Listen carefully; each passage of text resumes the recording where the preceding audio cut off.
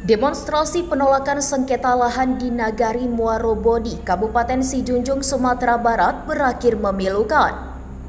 Aparat gabungan dari Satpol PP dan kepolisian diduga melakukan tindakan agresif yang berujung pada luka serius pada beberapa demonstran. Dalam rekaman video dari postingan akun X @neveralonely, terlihat petugas menggunakan water cannon untuk membubarkan massa yang tengah menggelar aksi damai. Akibat tindakan ini, seorang pemuda dilaporkan mengalami patah kaki, sedangkan seorang wanita paruh baya yang tengah hamil muda dilaporkan mengalami keguguran.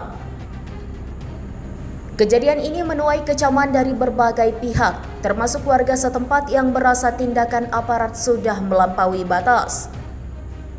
Insiden ini terjadi di tengah proses eksekusi lahan yang sebelumnya tengah memanas. Warga Nagari Muarobodi menolak pengosongan lahan tersebut karena merasa hak mereka atas tanah tersebut tidak diakomodasi dengan baik. Hingga berita ini diturunkan, belum ada pernyataan resmi dari pihak kepolisian maupun Satpol PP terkait insiden tersebut.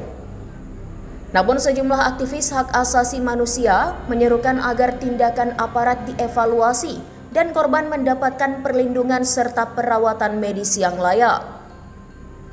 Kejadian ini menjadi perhatian publik, mengingatkan kembali pada pentingnya menjaga hak asasi manusia dalam setiap tindakan aparat keamanan, terutama dalam situasi yang sensitif seperti sengketa lahan.